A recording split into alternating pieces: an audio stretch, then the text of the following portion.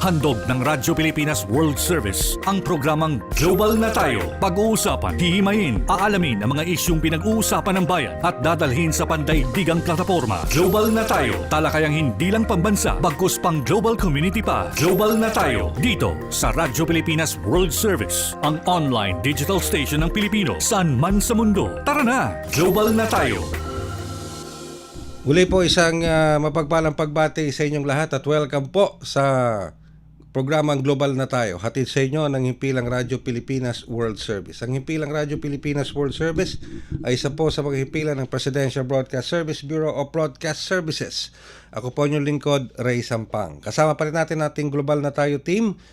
Sa ating Master Control si Ms. Susan Aizon, sa ating Wirecast si Justin, and of course ang ating Executive Producer si Ms. Stephanie Vicente, kasama ang ating producer si Ms. Drizzle Nanyong. Kami po ay inyo nasusubaybayan at napapanood sa pamamagitan ng ating Facebook Broadcast Live, sa inyo pong mga Facebook browser, type lamang Radyo Pilipinas World Service, at sa ating YouTube channel, sa inyo pong YouTube browser, type lamang Radyo Pilipinas World Service. And of course sa iba't ibang panig ng mundo sa pamamagitan po ng ating shortwave broadcast gamit ang mga shortwave transmitters ng Voice of America. And of course sa inyo pong mga cellphones, yan po man ay maging iPhone or Android phone, i-download nyo lamang ang ating PBS Radio app. So yan pong mga iba't ibang mga pamamaraan upang kami inyong masubaybayan at papakinggan, mapa-online man or shortwave broadcast. At para po sa araw na ito at sa edisyong ito ng Global na Tayo, tayo po ay dadakot hihimayin itong mga latest, lalo-lalo na dito sa kaso na kinakaharap ni dating Pangulong Rodrigo Roa Duterte sa International Criminal Court, sapagkat nito pong weekend nagsabi na po ang kanyang counsel na si Attorney Kaufman na kakalas na ito bilang lead counsel ng dating Pangulo.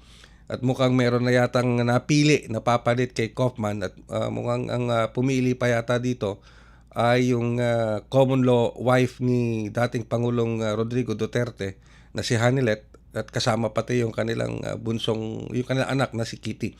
So pero alamin muna natin ang pananaw dito ng ating ICC International Criminal Court accredited lawyer, walang iba kundi si Attorney Gilbert Andres. Magandang umaga po Attorney Andres, at welcome po sa programang Global na Tayo.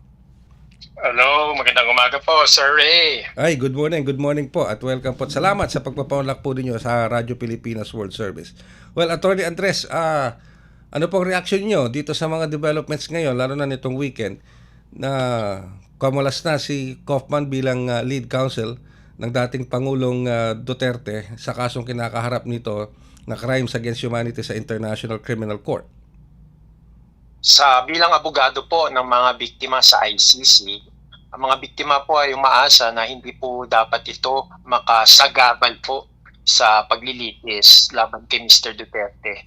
At mayroon naman pong karapatan ng mga biktima to expeditious proceedings po at the right to truth and justice. Kaya hindi dapat ito maging sagabal, hindi po dapat ito mag-delay po sa paglilitis laban kay Mr. Duterte. Alright. So sa puntong ito, nakikita ba niyo na this is a move to delay the process? Meron bang pagkakataon na ma-delay ang trial sa ginawang ito ni Kaufman? Wala po. Kasi kung basahin po natin, maski mismo yung final po ni Mr. Kaufman na counsel's request to withdraw, mukhang may assurance siya na makaka-attend po. May assurance yung bagong itatalagang abogado na makaka-attend po siya sa status conference sa May 27 po. Mm-hmm. At in fact, nakalagay din po doon na, and I quote, he is ready, willing, and able to assume immediate representation. Kaya hindi po dapat sagabal, bagkus dapat mas mapabilis pa. Mm-hmm. Dapat mas mapabilis ang proseso po ng paglilitis. Kasi kahit po, Sir Ray, ang akusado, mayroon po siyang right against undue delay. Opo. At kasama po dyan yung right din ng mga biktima to expeditious proceedings. Nagkaroon ba kayo ng pagkakataon na makilala itong bagong counsel na ito ng dating Pangulo? Wala po muna akong sasabihin, Sir Ray, kasi naka-redact pa po yung pangalan. Opo. Naka-redact pa. Naka-redact pa yung pangalan. Naka-redact po sa public redact version ng filing. Pero ang lumalabas kasi dito sa atin mismong si Hanilet, yung common law wife, ang pumili dito sa bagong abogado. Well, sa totoo lang po, hindi na po namin interest kung sino po yung pumili. Basta si Mr. Duterte as the accused, siya po mag-a-appoint po nun. Sino po ang abogado niya. Kasi nakalagay po yan sa Rome Statute. Kaya kung sino po pumili, it's irrelevant. Basta si Mr. Duterte po ang nag-appoint po nun. Alright. And kunin ko na rin po yung reaction nyo dito, Attorney Andres. Siyempre, itong weekend, lumabas din yung balita na nag-issue na ng warrant of arrest kay Senator Bato de la Rosa. Pero it was clarified on weekend din na sabi ng ICC wala pa silang ini-issue'ng warrant of arrest laban kay Bato de la Rosa. Pero nag-issue na ng subpoena. Mag-issue ng subpoena ang DILG laban dito kay Senator de la Rosa. Bilang abogado, ICC accredited lawyer, at ika nga tumututok at tumahawak dito sa kasong ito laban kay sa Pangulo, dating Pangulo. Ano po ang masasabi niyo sa tumatakbo ngayong developments laban naman dito kay Senator de la Rosa? Kasi sabi nga ni Secretary Remulla ng DILG, siya yung tip of the spear nitong laban sa droga, kontra droga nung panahon ng mga Duterte. Bilang abogado po sa ICC ng mga biktima, ang mga biktima po talaga yung maasa na sana po meron na pong ICC arrest warrant laban kay Bato de la Rosa. Ngunit, number 2, alam ko naman po na ang proseso po ng pag-apply para sa isang arrest warrant sa ICC, yan po ay sekreto, nakaselyo po yan. Siyempre para hindi po matunugan ng taong subject po ng arrest warrant. Kaya tatlo, ang pag-asa at inaasahan po ng mga biktima ay kung meron na nga, sana po ipairal po ito ng gobyerno laban kay Mr. De la Rosa. Kung meron na nga, pareho din ang pagpairal po ng arrest warrant laban kay Mr. Duterte. Kaya sana po maging patas lang at i-implement din po ito against kay Mr. De la Rosa. At ikaapat po, kung mayroon pong investigasyon, ang PNP hindi po ito nagpapatigil sa investigasyon ng ICC prosecutor. Bakit po? Ang investigasyon po ng PNP, kung mayroon man po, yan po ay investigasyong administratibo. Ngunit alam po natin na retired na po si Bato de la Rosa. Ang mahalaga po ang investigasyong kriminal na ginagawa po ng ICC prosecutor. Yun, okay. So, nabanggit nyo nga po, yung kung mag-i-issue man ng warrant of arrest, Attorney Andres, ang ICC, that is secret at hindi ginagawang public. Tama po ba yung dinig namin, Attorney Andres? Tama po po. Tama po yun, sir. Kasi sa ICC, talagang gusto po nila, gawa muna bago salita. At sana, inaasahan din po namin na talagang magiging magandang pag-implement po nito kung meron man po. Kasi sa suma total, ang talagang magpapa-implement po nito sa Pilipinas ay yung gobyerno po mismo natin. Ayun. So hindi po yung Interpol ang mag-i-implement ito, Philippine government mismo?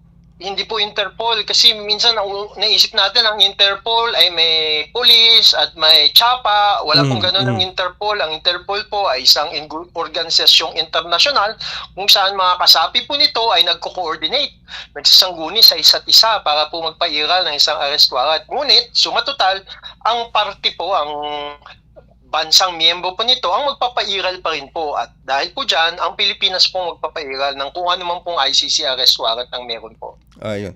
With that, Attorney Andres, maraming salamat po sa oras sa pinagkaloob nyo sa amin. Thank you so much for indulging our request dito sa Radyo Pilipinas World Service. Maraming salamat, Sir Ray, at mabuhay tayo.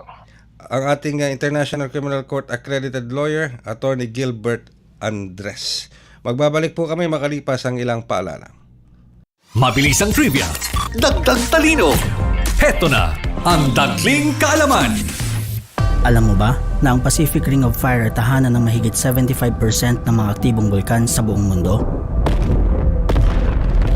Matatagpuan ito sa paligid ng Pacific Ocean at dito nagaganap ang pinakamaraming lindol dahil sa patuloy ng paggalaw ng mga tectonic plates. Sa Pilipinas, bahagi tayo ng Pacific Ring of Fire kung kaya't madalas tayong makaranas ng pagputok ng bulkan at mga lindol. Meron tayong mahigit na 20 aktibong bulkan, kabilang dito ang Bulkang Mayon, Taal at Mount Pinatubo, ilan sa mga pinakakilalang bulkan sa buong mundo. Kaunting kaalaman na malaking dagdag talino. Abangan muli ang susunod na Dagling Kaalaman. Mabilis ang trivia, dagdag talino. Heto na ang Dagling Kaalaman.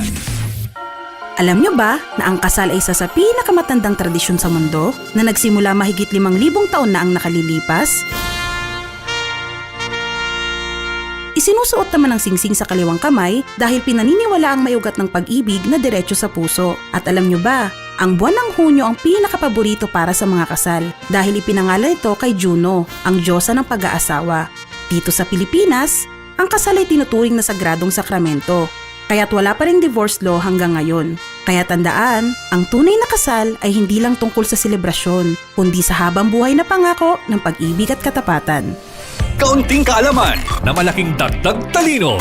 Abangan muli ang susunod na Dagling Kaalaman. Mabilis ang trivia, dagdag talino. Heto na ang Dagling Kaalaman. Alam nyo ba na ang salitang gender ay mula sa Latin word na ang ibig sabihin ay uri o klase at hindi agad kasarian? Noong sinaunang Egypt, may mga babaeng naging pharaoh tulad ni Hatshepsut. Ang New Zealand naman ang unang bansa na nagbigay ng karapatang bumoto sa mga babae noong 1893. Dito sa Pilipinas, kinikilala noon ng mga babaylan, mga pinunong espiritual na kadalasang babae o gender fluid. At tandaan, ang gender equality ay kabilang sa 17 Sustainable Development Goals ng United Nations. Kaya't ang pagkakapantay-pantay ng kasarian ay tungkulin nating lahat. Kaunting kaalaman na malaking dagdag talino. Abangan muli ang susunod na Dagling Kaalaman. Kayo po'y patuloy na sumusubaybay sa ating programang Global na Tayo dito pa rin sa Himpilang Radyo Pilipinas World Service. Ako pa rin po yung lingkod, Ray Sampang. At isa pa sa tututukan natin po ngayong araw na ito ay ito pong di ba katatapos lamang nitong ASEAN Summit dito sa Lapu-Lapu City, ASEAN Summit 2026 dito sa Lapu-Lapu City sa Cebu. At isa po sa mga tinututukan din ng ASEAN ngayon bukod sa mga bilateral trade, bukod sa economic cooperation at kung ano-ano pa, ay ito pong tinatawag na paglaban pagdating sa cybercrime. Sa cybercrime. So, ang ASEAN po kasi mayroon silang push na lalo pang paigtingin. Yung ASEAN, pag sinabi nating ASEAN, those are the 11 member states ng Association of Southeast Asian Nations na gusto nilang labanan as a organization itong mga cybercrimes, online scams at marami pang iba na may patungkol sa cybersecurity cooperation. So nasa linya po natin ang komunikasyon ngayon upang bigyan tayo ng kanilang pananaw tungkol dito ang ating tinatawag po na CICC o yung Cybercrime Investigation and Coordinating Center. Kasama po natin ang ating Undersecretary Renato Aboy Paraiso. Yusek Paraiso, magandang araw po at welcome sa programang Global na Tayo. Magandang araw po, Sir Ray. Maraming salamat po sa pag-imbita sa akin sa inyong programa. Nako, thank you very much po, Yusek Paraiso, sa pagpapaunlak po sa amin. Well, sa gitna po ng lumalalang online scams riyon, paano po nakikipagtulungan ng CICC sa mga bansang kasapi ng ASEAN upang malabanan o mapalakas ang laban kontra cybercrime, Yusek Paraiso? So, noong October po, Sir Ray, umatento at ang CICC ang nagrepresenta ating bayan sa 11th ASEAN Cybersecurity Week.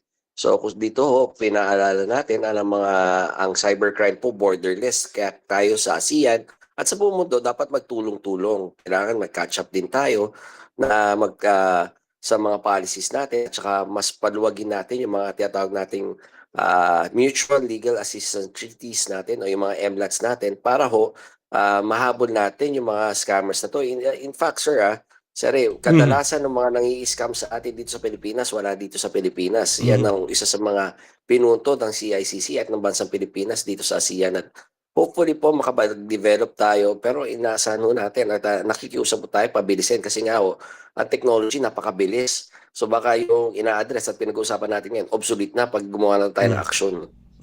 So ibig sabihin na Yusek Aboy, yung mga nanloloko sa mga kababayan natin ng scam, wala pala dito sa bansa, nasa ibang bansa. Ibig sabihin, maski sa mga member ASEAN countries, nandun sila? Oo, sa Southeast Asian, Asian countries, katulad ng mga Cambodia, dyan ng Myanmar, at nakikita rin natin yung emergence ng sa ano ng UAE. Mhm. Pero Mhm. ang nakakatawa dito, Sir Ray, yung mga nahuhuli nating scam hubs dito sa Pilipinas, hindi rin Pilipino binibiktima, mga taga ibang bansa rin. So talagang this is a growing concern na ine-exploit ng mga scammers na to yung jurisdictional challenge ho natin. Siyempre, pag wala naman ho talaga dito sa bansa, paano, at dito natin ho nahuli yung mga kriminal, sino magrereklamo sa kanila? Pero okay. So paano gagawin ito ng ASEAN? Of course sa pagkikipag-coordinate rin ng CICC kasi parang merong ipapatupad na ASEAN Cyber Security Cooperation Strategy 2026 to 2030. Can you explain this to us, Yusek Paraiso?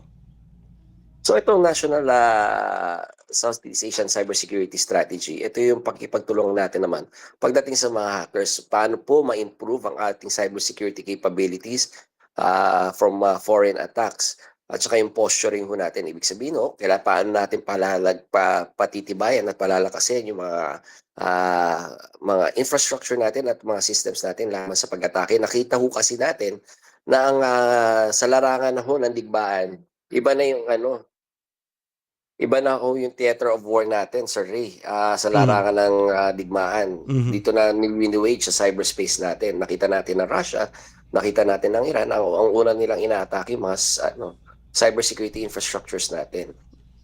Mhm. So how will we defend from those kinds of attack, Yusek Paraiso? So, based on the ASEAN strategy, kailangan mag-coordinate tayo with other nations para nag-uusap-usap yung mga systems natin at kailangan natin yon. At saka yung mga ibang bansa, meron technology sharing, merong upskilling sharing do sa mga iba't ibang mga bansa na medyo nakakauna sa atin para naman makahabol tayo. Ayun, okay.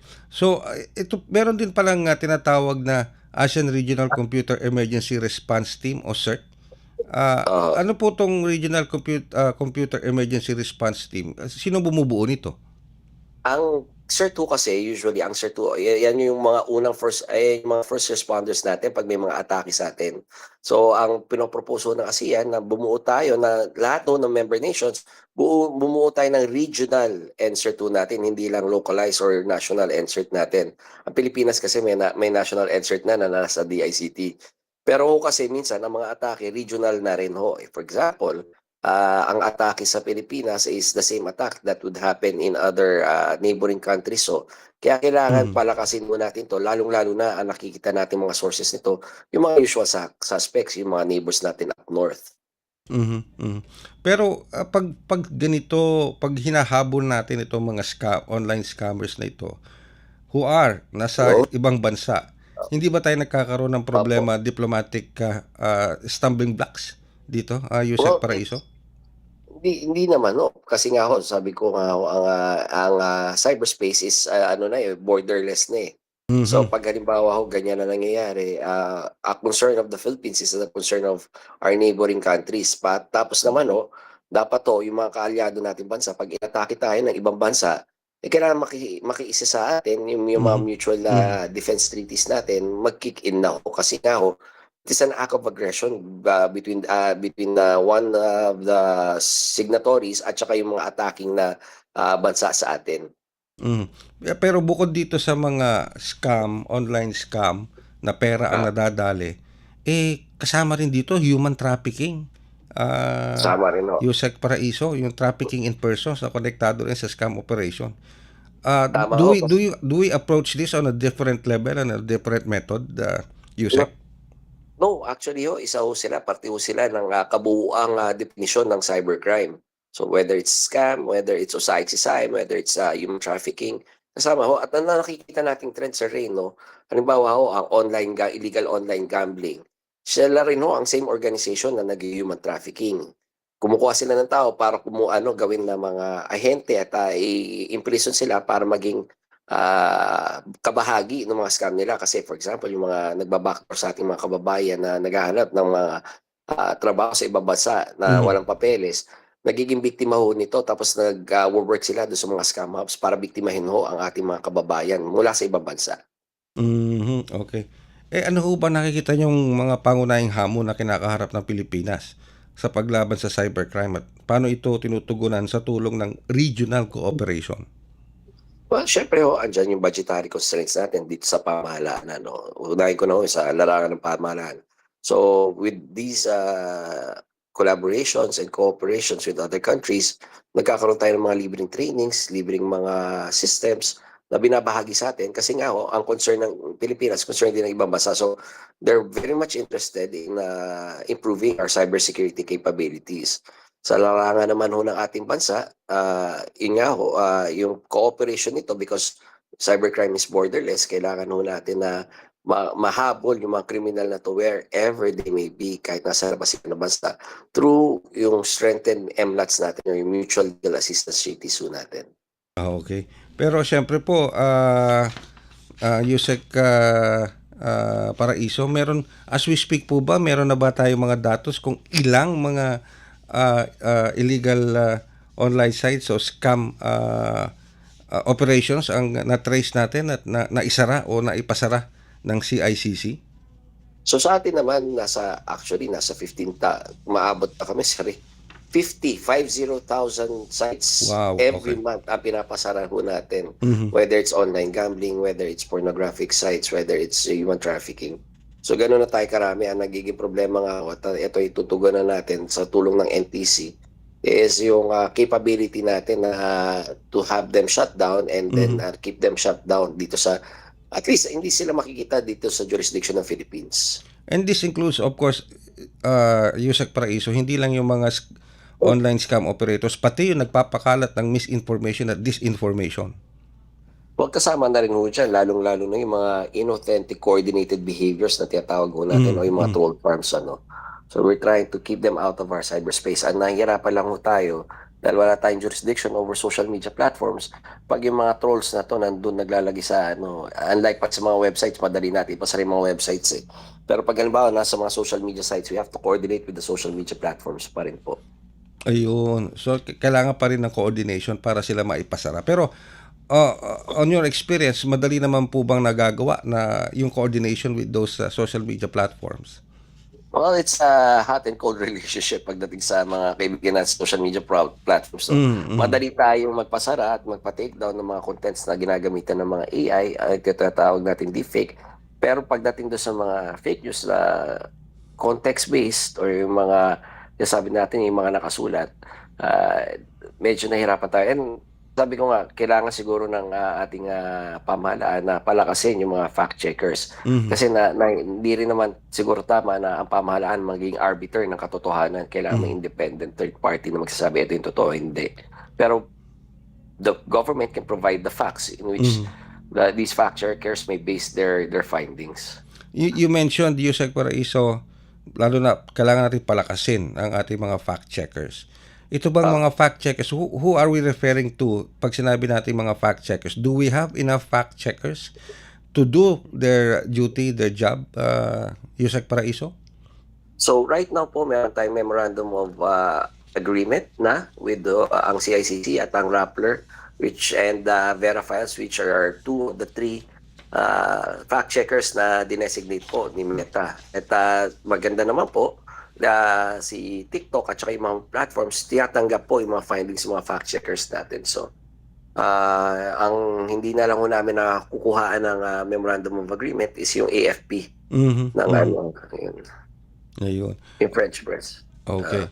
So, after ng ASEAN, at tatapos lamang po ng 48th ASEAN Summit dito sa Lapu-Lapu City. So, itong tinatawag po na cooperation ng ASEAN countries laban sa cybercrime at sa online mga scams. Ano po ang nakikita ninyong sabi apex na achievement nito sa mga darating na panahon o darating na taon, Yusek Paraiso? So sa larangan ng cybersecurity at saka ng cybercrime po, inaasahan natin na tabuksan natin yung dialogo para sa pag-improve ng maraming bagay. Unang-una yung mutual legal assistance treaties natin at yung improvement at saka capability sharing ng iba't ibang mga bansa dito pagdating sa pag-improve ng cybersecurity capabilities natin, ano. Sa kabuuan naman po, again, siguro ho, kailangan nating paspasan kasi naman ho, pending before the Senate naman yung pagpirma ni Secretary Henry Aguda ng DICT do sa cybersecurity, UN cybersecurity agreement po. So siguro ho, on a regional basis, kailangan humabol ho ng ASEAN dun sa agreement na yun. With that, Yusek Paraiso, maraming salamat po sa oras na pinagkaloob niyo sa ating programang Global na Tayo dito sa Himpilang Radyo Pilipinas World Service. Thank you very much po, Yusek Paraiso. Maraming salamat din po, sir. Good afternoon. Good morning po. Si Undersecretary Renato Aboy Paraiso ng Cybercrime Investigation and Coordinating Center o CICC. Magbabalik po ang inyong himpilan makalipas ang ilang paalala. Magandang araw, si Dingdong Dates po ito. Sa dami ng bulkan sa Pilipinas, dapat alam na natin ang gagawin sakaling maabutan tayo ng pagputok nito. Naalala niyo ba ang pagbuga ng abo ng Bulkang Taal noong 2020? Ang pagputok ng Bulkang Pinatubo noong 1991. Hindi malabo na maranasan natin ulit ito kaya dapat may alam tayo. Dahil #panatag ang may alam. Maging panatag Pilipinas. Patuloy na sumusubaybay sa ating programang Global na Tayo dito pa rin sa Himpilang Radyo Pilipinas World Service. At nakausap natin kanina si ICC accredited lawyer Attorney Gilbert Andres regarding dito sa pagkalas ni Attorney Kaufman bilang lead counsel ni dating Pangulong Rodrigo Roa Duterte. Ano po, at nakuha natin yung kanyang reaction. At kanina lamang po, bago tayo mag-break, nakausap naman natin si Undersecretary Renato Aboy Paraiso ng Cybercrime Investigation and Coordinating Center ng CICC regarding pa rin dito sa efforts ng ASEAN para labanan ang online scam o cybercrime sa mga ASEAN member states. Ngayon naman, makakausap natin ang ating executive board member ng Philippine Energy Research and Policy Institute, walang iba kundi si Attorney Jay Layug. Ito naman po ay may kinalaman dito sa push ng ASEAN member countries para sa tinatawag na carbon neutrality. At ito tinatawag ng ASEAN Regional Investment Action Plan na nagtatransition to green investments. So nasa linya na po natin si Attorney Jay Layug. Magandang umaga po, Attorney Jay Layug, at welcome sa programang Global na Tayo. Good morning, Ray. Magandang umaga po sa lahat ng nanonood at nakikinig.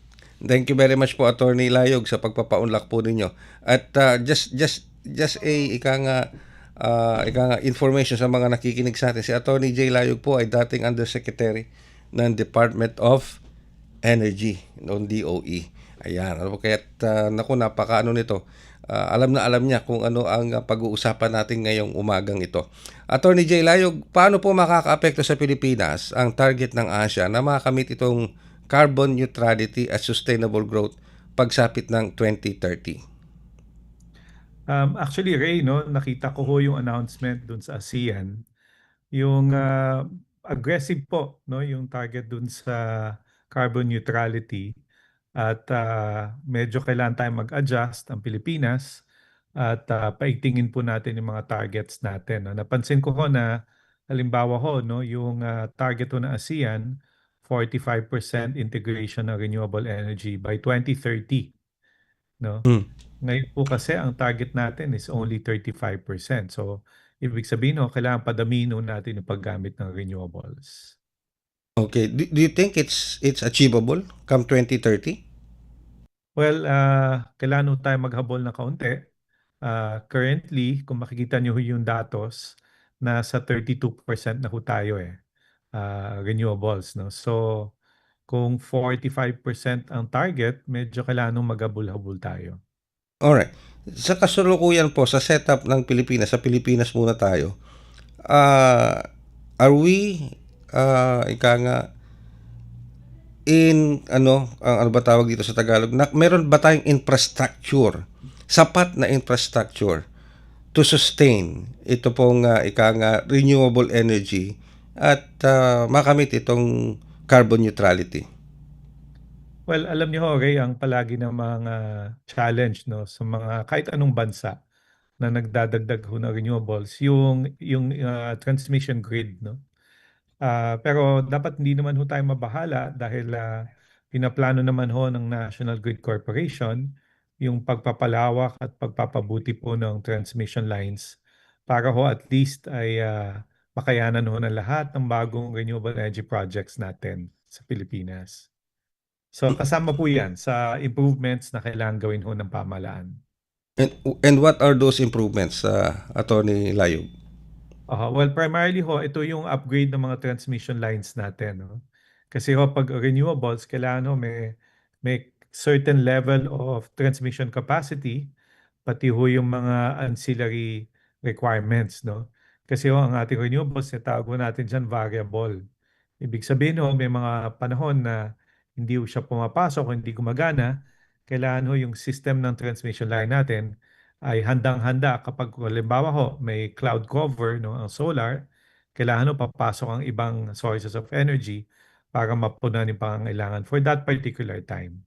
So transmission line po ang pinakamahalaga na infrastructure. Okay.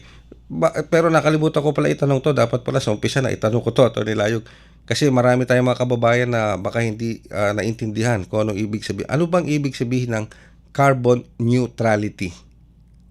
Well, alam niyo ho, kung titingnan ho natin yung definition ng carbon neutrality, no, ito ho yung ina-aspire ho ng bawat bansa, no, na bawas-bawasan ho yung paggamit ng mga energy resources na nagko-contribute ho sa um, na hindi magandang dulot, no, sa environment, no.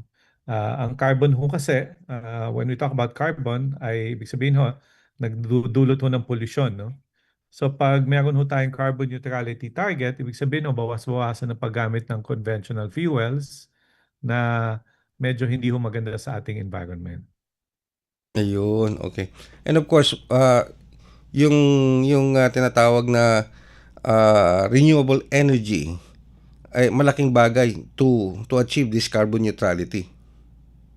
Well, yan ho ang pinaka-source ho natin, ang pinaka-measure natin para ho mabawas-bawasan ang paggamit ng coal, ng oil, ng natural gas, at gamitin lang ho natin yung sariling atin para hindi na ho tayo masyadong, alam niyo ho, ang Pilipinas very vulnerable, no, pag tumataas ho ang presyo ng langis, no, natural gas sa international market. So pagtataas po natin ang paggamit ng renewables, hindi na ho tayo masyadong maapektuhan pag may gulo, lalo na ho dyan sa Middle East. And when we say renewable, is it the same as, of course, renewable and sustainable energy? Ibig sabihin po ba nito, Attorney Layog, is yung geothermal, solar, wind? Yun bang ibig sabihin po nun? Opo, pag renewables, so may isa ho kaming term na ginagamit, ito ho yung big show, no? Big ibig sabihin, biomass, geothermal, S, solar, H, hydro, O, ocean, and W, wind, no? Ang big show ho, yan ho ang ating mga sariling atin na energy resources na renewables na hindi ho naubos, no? Yun ho yung, kaya ho natin tina-term siya, o pinapangalan ng renewable, kasi never ho mawawala, no? Ang hangin, ang tubig, no? Ang sinag ng araw, palagi ho nandyan yan. Pero of course, Attorney Layog, pag pinag-usapan natin itong renewable energy sources, paano ito na-i-store para magamit ng ng publiko, maging ng commercial use? Do we have do we have a process to capture these renewable resources, capture and utilization, including storage? Well, right now, pag purely renewable energy resource po, hindi ho yan na itatago, no? Kaya kailangan maglagay ho tayo ng baterya. So, halimbawa po, during the day, may solar ho tayo, no? Ngunit hindi naman lahat ho ng solar kailangang nagagamit during the day. Yung excess po niyan, pwede nating i-store sa baterya para sa gabi, pwede naman natin gamitin, no? Halimbawa, sa aking bahay, meron akong solar rooftop. Ang konsumo ko ho during the day medyo mababa, no? Kasi wala naman po ako dyan. Yung excess po ng aking solar rooftop system, pwede ko hong ilagay sa baterya. At pagdating ko sa gabi, lalo na magbubukas na ako ng aircon, yan na ho yung kuryenteng gagamitin ko. Ayun. So, doon i-store sa batteries. Batteries siya. Sa batteries po. Opo. Ayun. Okay. So, ano po pagkakaiba nun sa mga electric vehicles? Just the same principle. Ano po, Attorney Layog? Opo. Well, same principle. Ang electric vehicles naman ho natin tumatakbo sa kuryente, no? So, yan din ho, sinusulong natin kasi kabawasan ho yan sa paggamit ng langis, no? Whether gasoline or diesel. At inaasahan ho natin na pag dumami pa ang electric vehicle, ay mababawasan na ho yung pag-angkat natin ng langis mula sa Middle East. Mhm, mm. Pero since na pinupush po ito ng ASEAN, ito pong napag-uusapan natin ngayon, ano po, Attorney Layog, yung kanilang goal para sa ASEAN Carbon Neutrality at ASEAN Regional Investment Action Plan. May transition nga po sa green investments. Paano ang magiging contribution ng ASEAN dito para sa Pilipinas? Well, unang-una ho, no? Ang nakakalungkot compared dun sa ating mga kapitbahay sa ASEAN, sila ho, mas meron silang production ng langis, Mhm. ng production ng coal, no? At natural gas, no? Isa ho dito sa ating inaasahan, dito sa cooperation with ASEAN, ay matulungan nila tayo sa supply, no? Pangangailangan natin in case nagkakagulo nga sa ibang bansa, no? Yun ho yung pinaiigting ng ASEAN na may kooperasyon po tayo with our neighbors na pag nangailangan tayo, sana ho, bigyan tayo, bahaginan tayo ng kanilang merong mga energy resources, no? At pangalawa, kung sila din ho ay gumagamit na ng renewables, mababawasan ho yung global demand for oil, no? Mhm. So somehow, magkakaroon tayo ng mas malaking share, no, sa pag-angkat, no, at mabawasan ho yung paggamit din ng ibang bansa. Okay, so parang sharing of resources ito. Ano po, Attorney Layog? Opo, sharing of resources at pwede na rin hong sharing of technology, no? Mhm. Kasi mas nakakalamang ho sa atin, lalo na ho pagdating sa exploration for natural gas, ang ating hong kapitbahay, no? At exploration for coal, ay mas may nakakaangat ho sila sa atin dyan. Mm. Correct me if I'm wrong, Attorney Layog, nakita ba natin ito dito sa kasagsagan ng Middle East crisis nang naghanap ang Department of Energy na mabibilan ng petroleum products sa ibang bansa, including member countries ng ASEAN? Opo. Ang maganda ho nangyari ay nakita ho natin ang Department of Energy, no, lalo na si Secretary Sharon Garin, no. Ang isa hong unang hakbang na ginawa nila ay maghanap ng potential supply sa ibang bansa, no. Kaya nga ho dumating kaagad yung supply galing sa Russia at pinag-uusapan din naman ngayon ho yung pag-angkat ng finished products mula sa ating mga kapitbahay. Ibig sabihin, nakita na natin yung pwede pang ma-expand na cooperation ng mga ASEAN member states. Hindi lang ASEAN member states, maging sa labas ng ASEAN region dito sa cooperation pagdating sa sharing ng technology at supply ng enerhiya. Ano, Attorney Layog? Opo, alam po natin kasi kung ano yung kakayahan ng ibang kapitbahay ho natin, no? Mhm, So, mhm, maganda nga ho na this time, meron tayong ASEAN cooperation, no? Mas mhm. maganda ho na matulungan tayo ng ating mga kapwa Asyano, no? At naintindihan nila yung ating challenges. Mm. Pero Attorney Layog, meron ding pinupush ang ASEAN na, of course, pag sinabi nating carbon neutrality, renewable energy, of course, we are also protecting the environment, no? Yung environmental sustainability habang ginagamit natin itong mga resources na ito. And one of those, I think, environmental factors na tinitignan yung blue economy. Ano ba ang ibig sabihin ng blue economy sa energy at environmental sustainability bilang isang archipelagic nation?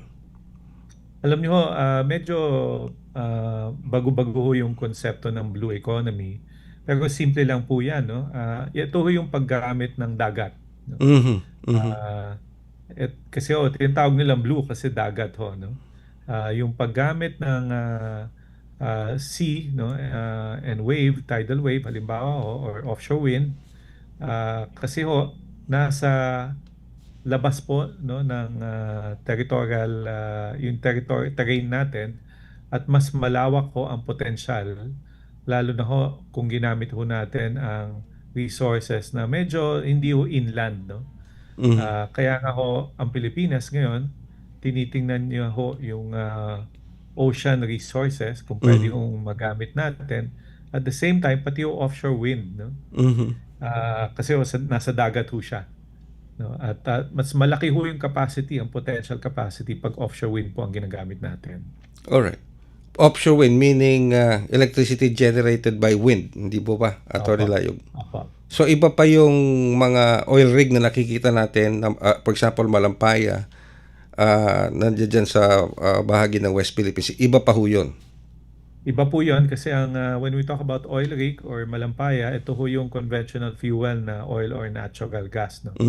So, ang blue economy ho ay renewables din po siya kasi nga ho ang ginagamit ho natin dyan ay ang tubig sa dagat, no, or ang hangin sa dagat, no. So mas okay ho na yun ho yung ating tinatap this time. Alright.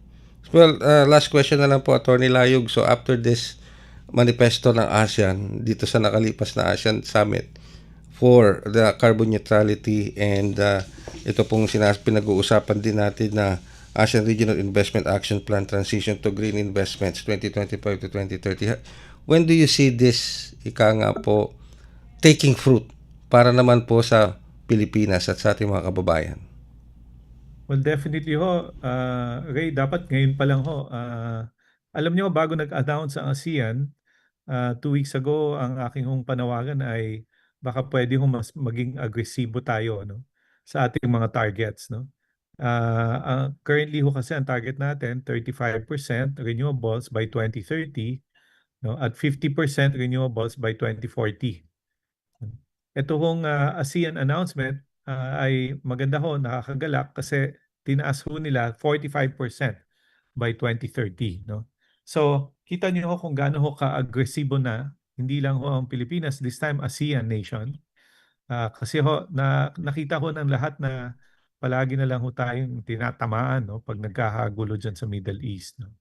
So sana ho mapaigting natin at ma-implement ho kagad ng pamahalaan para mabawasan ho yung ating pagdudusa, no, dahil sa mga problema dyan sa Middle East. With that, Atty. Layog, maraming salamat po sa oras sa pinagkaloob niyo sa amin dito sa ating programang Global na Tayo sa Himpilang Radyo Pilipinas World Service. Sana po wag kayong magsawa sa amin, Atty. Layog. Thank you very much. Maraming salamat, Ray, at sa mga fans mo. Salamat po. Si Atty. J. Layog, Executive Board Member ng Philippine Energy Research and Policy Institute and former Undersecretary ng Department of Energy. Magbabalik po kami makalipas ang isang maiksing paalala mula sa inyong himpilan. Huy, nabiktima ka na ba ng fake news sa panahon ng digital media? Learn how to spot fake news. Check the source. Kung di legit, dapat magduda. Check the purpose. Informative or troll post at clickbait lang. Check the ownership. Mapagkakatiwalaan ba ang pinagkukuhanan nito? Check the time and date. Baka naman outdated na yung news na yan, ha? SPOT. Together, let's spot fake news. Tiyakin ang katotohanan, fake news ay labanan. A friendly message from PCO, DepEd, CHED, DSWD, DILG, PBS at Radyo Pilipinas. Tuloy-tuloy pa rin po tayo sa ating programang Global na Tayo dito pa rin sa Himpilang Radyo Pilipinas World Service. At sa putong ito, kapiling na po natin ang ating butihing Representative Marisa Del Mar Magsino ng 19th Congress Representative OFW Party List. Magandang umaga Hello. po. Good morning. Good morning. Magandang umaga, Brother Ray, sa inyo pong lahat dito sa Radyo Pilipinas at sa buong mundo sa ating mga OFWs. Magandang umaga po. Nice to see and hear your voice again. Thank you. Representative Magsino. Talagang hindi tumatanda si no? Talagang very youthful pa rin si Thank si you. Representative. Talagang parang hindi lumalagpas ang taon sa kanya Anyway. Ayan, yan ang kailangan. Pero, alam mo naman ang kapatid Ray, pag ikaw ang tumawag sa Radyo Pilipinas, kinakancel ko ang appointment ko. Mamaya nakako kayo. Importante muna to. Thank you very much, Ma'am Representative Marisa. Siyempre, we are very, very proud to have you sa Radyo Pilipinas World Service. Ma'am, napatawag po kami gusto lang namin kunin yung reaction nyo dito sa mga efforts ngayon ng Department of Migrant Workers at ng Overseas Workers Welfare Administration dito sa pagpapauwi sa may 38 service crew, Filipino Seafarer Service Crew ng MV Honvios na yun nga, kinakitaan ng hantavirus at may confirm na po mga namatay doon. Bilang ika nga naging miyembro ng 19th Congress para sa ating mga OFWs, ano po ang assessment niyo sa ginagawa ng DMW at ng OWA para sa ating mga seafarers na ito? Alam mo, kapatid Ray, ang ginagawa po ng Department of Migrant Workers, ang Department of Health at ng OWA para sa ating mga seafarers, yung 38 Filipino seafarers natin aboard the ship ng MV Hondios, ay talaga naman pong napakaganda, expeditious, talaga naman pong ginagawa nila ang sa abot ng kanilang makakaya ang lahat. Unang-una nga po, ito pong sinasabi natin na 38 na seafarers natin, they are safe naman po, meron na nga po medyo may sign ng hantavirus infection, but earlier wala pa pong sign na nakikita. Ang Philippine authorities naman po ay closely coordinating dito po sa WHO o World Health Organization at sa international health agencies natin regarding the situation. Ano po ba ang mga assistance na ginagawa po ng DMW or ng DOH, Department of Health, para sa ating mga seafarers? Unang-una po, continuous po ang monitoring nila sa ating 38 Filipino seafarers aboard the vessel. Meron pong strict quarantine na, Brother Ray, na mga procedures na ginagawa on board MV Hondios para po ma-spread yung paglaganap ng hantavirus virus na ito. At nakikipag-coordinate din po ang Department of Health, Department of Migrant Workers, ang OWA, dito po sa ating mga ship operators at sa WHO. Ganun din po, kapatid Dave, nagpe-prepare po, preparation po for laboratory testing, including yung mga PCR-based testing, yung parang COVID yata to, yung mga PCR testing, at ang mga crew members natin, bago pa po totally i-repatriate dito sa atin sa Pilipinas, binibigyan din po sila ng assistance updates para sa kanilang pamilya, mga mahal sa buhay, para po malaman nila kung ano po yung mga nangyayari na status na latest sa kanilang mga mahal sa buhay. At may mga plan na rin po for safe repatriation once yung international medical clearance at mga health protocols ay na-complete. Kapatid Ray, ang DOH kasi kinaklarify nila na so far daw, wala pa namang recorded na hantavirus sa hantavirus sa Pilipinas itong 2026 so far. Kasi ito daw po ay usually natatransmit through contact with infected rodent urine, saliva, droppings, or human-to-human transmission, pero considered very rare ito. Kaya nga po, ang sabi ko nga po, talaga naman pong, alam nyo, parang nagkakaroon na naman tayo ng parang scare na pag sinabing ganito, di ba po? Yung parang COVID-19 ba ito? Hindi natin alam, di ba po? Pero ang sinasabi po natin, yung ating pong 24 Filipino crew members, flinown po sila sa Netherlands for a mandatory quarantine period of at least, Kuya Ray, 42 days. Yung other 14 Filipino crew members naman po na nasa on board the ship, papunta naman po sila ng Rotterdam, Netherlands, kung saan ika-quarantine pa po sila afterwards. Yung Philippine authorities natin so far, sabi naman yung latest, mukhang negative naman po tayo sa antivirus at continuous naman po ang monitoring. Ngayon, ang completion ng repatriation after completing ng quarantine po nila at receiving medical clearance, kapatid Ray. So napakalaki po din pala ng bukod sa DMW o napakalaki pala ng role dito ng Department of Health Yes. Para sa safety at hindi pagkalat nitong sakit na ito ng hantavirus. So 14 pa ang nasa vessel para dalhin ito sa Netherlands. Ganun po ba? Opo.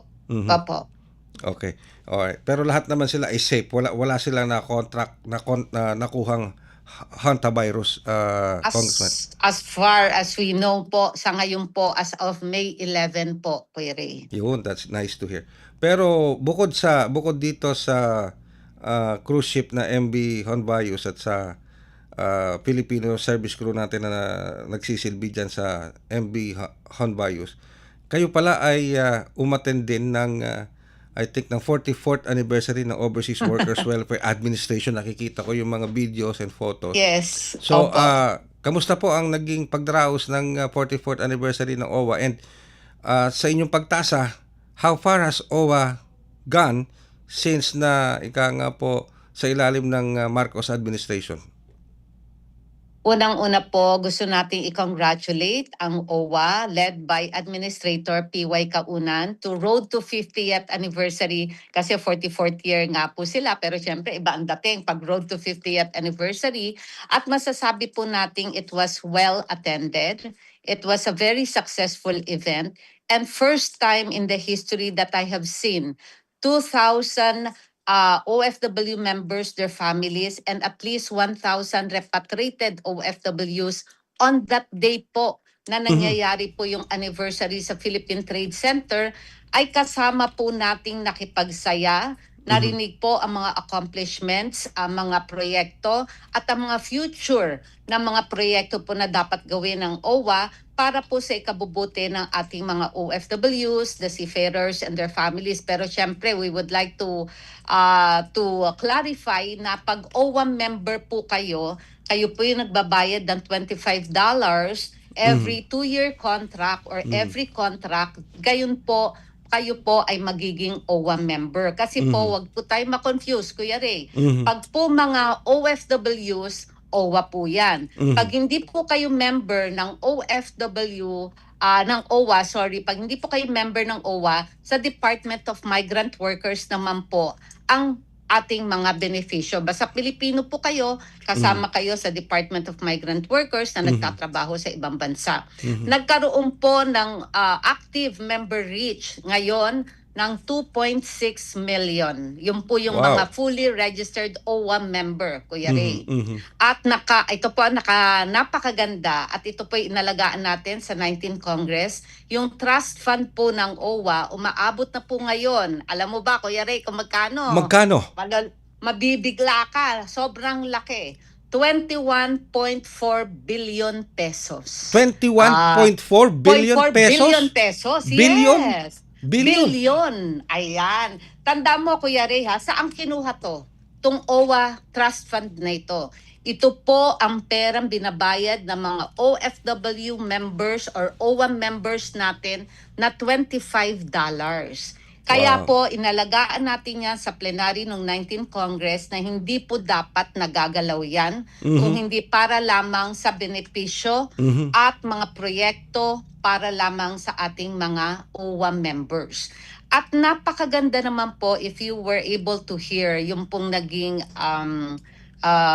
speech ni Admin PY Kaunan doon sa anniversary ng tayo po ay dumalo, ay napakaganda because expeditious repatriation, ang education po na dagdagan. Meron na po tayong additional 10,000 scholars ng OWA this 2026 dahil po sa napakagandang turnout ng ating mga OWA Trust Fund. Yes. At nagkaroon na rin po na napakabilis na coordination sa mga embassies, mga migrant workers offices abroad, sa mga consulates. At talaga naman pong hands-on si Admin PY Kaunan. Siyempre, led pa rin po ni Secretary Hans Kakdak ng Department of Migrant Workers. Kasama na po ang mga Board of Trustees at mga opisyales ng OWA. Saludo po ako sa kanila.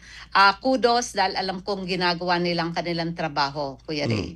So more than 21 billion pesos na 0.4. ang Yes. ang pondo ng OWA. Yes. Na Yes. yung 21 billion pesos na yon galing dito sa membership ng mga OFWs natin. Correct. Okay. Tama po yan. And hindi yan dapat nagagalaw, di ba? Congresswoman Magsino, hindi dapat nagagalaw Yes. yan. Pang pondo lang ng mga para sa mga OFWs yan and their families. Yes. Kuya Ray, ang OWA Trust Fund kasi ito ginagamit sa mga apart, pero may repatriation trust fund pa rin na 1 billion something. Hiwalay yun, ha? Yung repatriation fund or emergency repatriation fund. Hiwalay pa po yan sa trust fund na Nako. 21.4 billion pesos. Ginagamit po yan sa mga scholarship, sa mga livelihood, sa Yes. mga reintegration, doon po sa mga emergency na kinakailangan ibigay, sa mga shelter, sa biglaan din ng mga kinakailangang on board by plane, by land, yung mga ganun po, doon po Yes. ginagamit ang ating OWA fund. Pero yung ERP, Emergency Repatriation Fund, solely for repatriation only. Ayan. Kaya po hindi pwedeng pagsamahin ang Yes. dalawang pondo na yan. So hiwalay Opo. yun. Hiwalay yun dun Hiwalay sa, po yan. sa OWA Trust Fund. Hiwalay pa yun. Okay. Hiwalay pa po yan. Yun. Okay. So, well, gusto ko mapahabain ito, Representative Marisa. Kaya lang, we're Apo. running out of material time. Pero kung pag-uusapan natin to, baka kulang ang 2 oras. Oo, kaya short Dito sa na nga lang ating ang sinasabi ko, Kuya Ray. Kasi I can talk for 2 hours. kaya nga, Yes. kaya nga dapat open pa rin ang aming invitation na magprograma ka na dito sa Radyo Pilipinas World Service para tuloy-tuloy. We can talk about it, Kuya Yeah, Ray. sure. Yeah, sure. Maraming salamat, Representative Marisa Delmar Magsino. Always a very beautiful representative. Sana sana sa mga susunod makita ka namin muli sa Kongreso. And of Yes. course para And God's time. Yes, Yes. definitely. We're willing to be of service anytime po. Okay. Sabi nga tumatango nga itong si Stephanie, sabi niya hindi nga nagbabago itsura ni representative. Para yung mga stress-free pa. But one thing that I can be very thankful sa ating Panginoon is that because napabayaan ko nga ang opisina, ang mga businesses, napabayaan ko po, dinivest ko na po.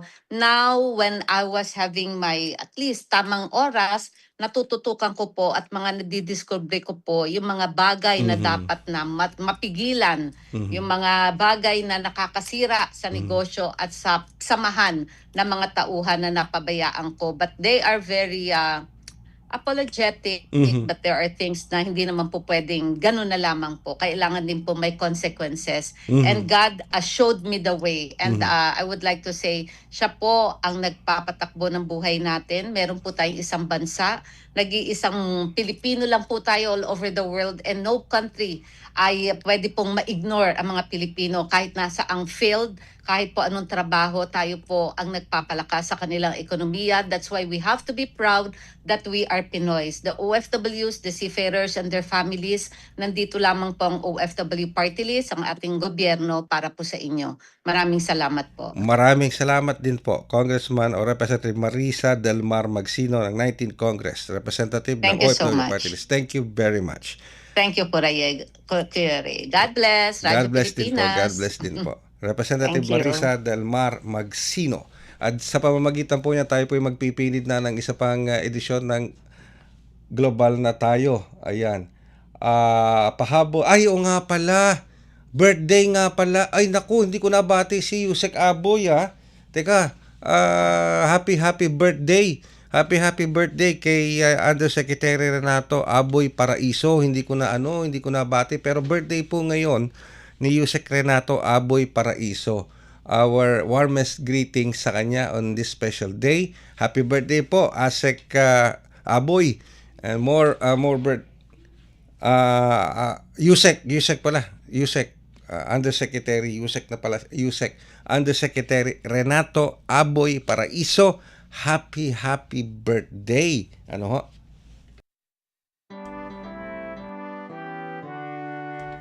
Wala na bang mas masayang dyan? Happy birthday, Yusek Renato Aboy Paraiso. Para po sa inyong kaarawan ngayong araw na ito. We wish you all the best. Both sa inyong profession, sa inyong family, and of course for your own personal and personal growth and protection, and of course your health. Happy birthday po, Yusek Aboy Paraiso. At sa pamagitan po niya, tayo po magpipilid na ng isa pang edisyon ng programang Global na Tayo. Asahan niyo po ang programang Global na Tayo ay 1 oras na simula po ngayong araw na ito. Okay? At inaanyayahan po namin kayong subaybayan ang Global na Tayo on its extended hours, Monday to Friday, 1 hour na po. At baka nga po mamove pa tayo ng mas maagang oras. Kasi sa ngayon, we are still broadcasting sa oras na 10:30 to 11:30. And we're trying to figure out para mas makapagbigay po kami ng mas maagang impormasyon at mga panayam sa inyo, hindi lamang para sa ating mga overseas Filipino workers, kundi para sa ating mga kababayan dito sa loob ng bansa is an earlier time slot. We're trying to figure out kung paano po namin ito madideliver sa inyo given our limited manpower and resources. But rest assured, ang Global na Tayo nandito po Monday to Friday, 1 hour na po, hindi na po tayo 30 minutes, kundi 1 hour of public service, pagdi-deliver ng news and information dito sa Radyo Pilipinas World Service. Maraming salamat po sa ngalan ng ating executive producer, si Ms. Stephanie Vicente, at ang ating producer, si Ms. Drisel Nanyong, sa Master Control, si Susan Aison, and of course, sa ating Wirecast, si Justin. Ako naman po ang inyong lingkod, Ray Sampang. Maraming salamat at mabuhay ang Pilipino saan mang dako ng mundo. Handog ng Radyo Pilipinas World Service ang programang Global na Tayo. Pag-uusapan, hihimayin, aalamin ang mga isyung pinag-uusapan ng bayan at dadalhin sa pandaigdigang plataforma. Global na Tayo, talakayang hindi lang pambansa, bagkus pang global community pa. Global na Tayo, dito sa Radyo Pilipinas World Service, ang online digital station ng Pilipino saan man sa mundo. Tara na, Global na Tayo.